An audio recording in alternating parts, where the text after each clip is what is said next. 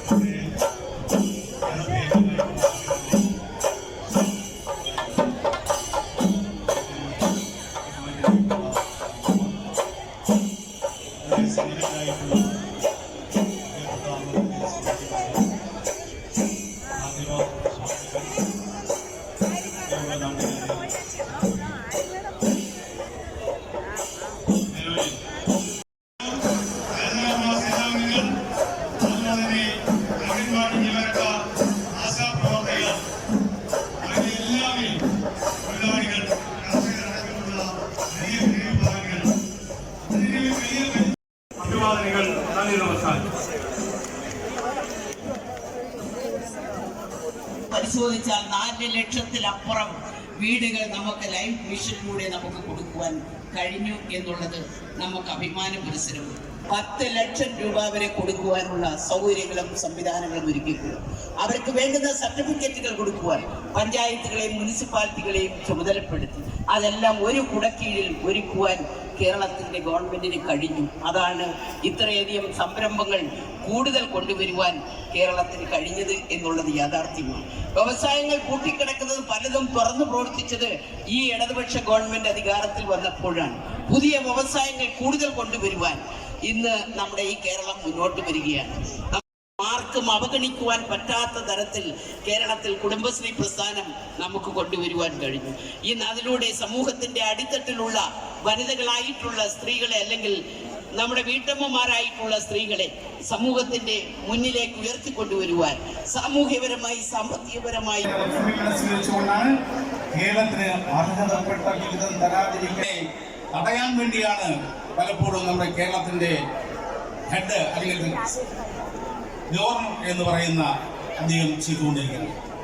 ഞാൻ സംബന്ധിച്ച് കൂടുതൽ പറയേണ്ട ആവശ്യമില്ല. ആളുകളെല്ലാം കണ്ടുകൊണ്ട് 1000 കോടി വിയർപ്പുമണികളിൽ അടിച്ചമർത്തലിന്റെയും അധികാരഭ്രഷ്ടിന്റെയും ധാർഷ്ട്യം മുനയൊടിച്ച് കേരളത്തിന്റെ 3.5 കോടി ജനങ്ങളെ ആത്മാഭിമാനത്തോടെ തല ഉയർത്തി നിൽക്കാൻ കരുത്തരാക്കിയ ആഢ്യത്വമുള്ള കേരളത്തിന്റെ പ്രിയ നേതാവിനെ ചരിത്രം എഴുതുന്ന പുനലൂരിന്റെ മണ്ണിലേക്ക് സ്വാഗതം ചെയ്യുന്നു.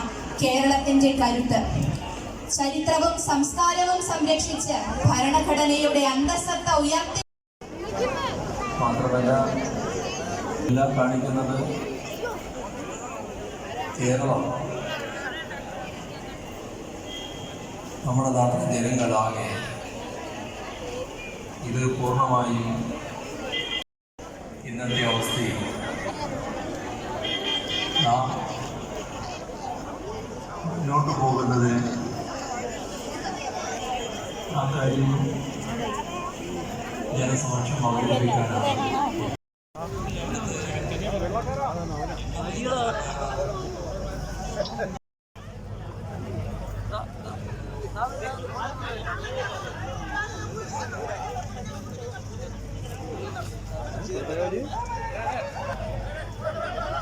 കൊണ്ടുപോകണേ അല്ല അമ്മ എല്ലാവരും കൈവയ്ക്കും കൊണ്ടുപോ അല്ലാതെ കൈവയ്ക്കും കൊണ്ടുപോ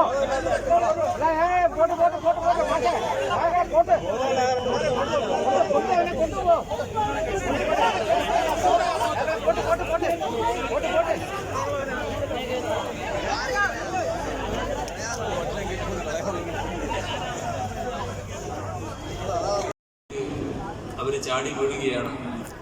അവരെ തള്ളി മാറ്റിയില്ലെങ്കിൽ അവരുടെ ജീവൻ അപകടത്തിലാവും. യഥാർത്ഥത്തിൽ അവരുടെ ജീവൻ രക്ഷിക്കുന്ന പ്രവർത്തനമാണ് ആ തള്ളിമാറ്റലിലൂടെ നടന്നത്. അതിന് കോൺഗ്രസിൻ്റെ സംസ്ഥാന പ്രസിഡന്റ് പറഞ്ഞ മറുപടി, അവർ ബസ്സിന് മുന്നിൽ ചാടുന്നുണ്ടെങ്കിൽ അതിന് നിങ്ങളിന്ന് രക്ഷിക്കാൻ പോകണം. മുന്നിൽ നിന്നാണ് ഒരാൾ കരിക്കൊടി എടുത്ത് വീശുന്നത്. അപ്പോൾ ആ ആൾക്കാർ നല്ല സമയത്തതയോടെ അത് നോക്കിക്കാണുകയാണ്.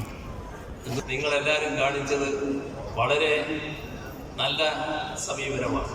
തീർത്തും സമയത്തതയോടെ ഈ പരിപാടി, ഈ ശാന്തമായി നടക്കുന്ന ഈ പരിപാടിയെ അലങ്കോലപ്പെടുത്താമെന്ന ധാരണയോടെയാണ് ഒരാളെ ഇവിടത്തേക്ക് പറഞ്ഞു വിട്ടത്. അതിൽ നാം കാണണം, നമ്മുടെ ക്യാമറകളെല്ലാം നിരന്നിങ്ങനെ നിൽക്കുകയാണ്. അവർ സാധാരണ ഈ പറഞ്ഞ എക്സ്ക്ലൂസീവായിട്ടൊക്കെ ചെയ്യുന്നത് കുറച്ച് അകലെ മാറി നിന്നിട്ടാണ്, അയാളുടെ തൊട്ടടുത്തല്ല. ഇത് ഇവരുടെ മുന്നിലേക്ക് തന്നെ അയാൾ ചാടി വീഴുകയാണ്. അപ്പോൾ അവരെല്ലാവരും കണ്ടു. അവരുടെ പിന്നിലിരിക്കുന്നവരെല്ലാം അവിടെ തന്നെ ഇരിക്കുന്നു, സൈഡിലിരിക്കുന്നവർ അവിടെ തന്നെ ഇരിക്കുന്നു, അപ്പുറം ഇവിടെ സീറ്റ് കിട്ടാതെ നിൽക്കുന്നവർ അവിടെ തന്നെ നിൽക്കുന്നു.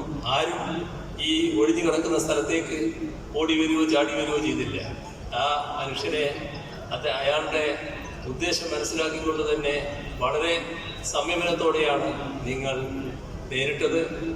സംഖ്യ വരുന്നില്ല, കയ്യിലെത്തേണ്ട പണത്തിൽ കുറവ് വരികയാണ്. അതോടൊപ്പം നമ്മുടെ മറ്റു തുകകൾ വന്നു ചേർന്നിരുന്നു.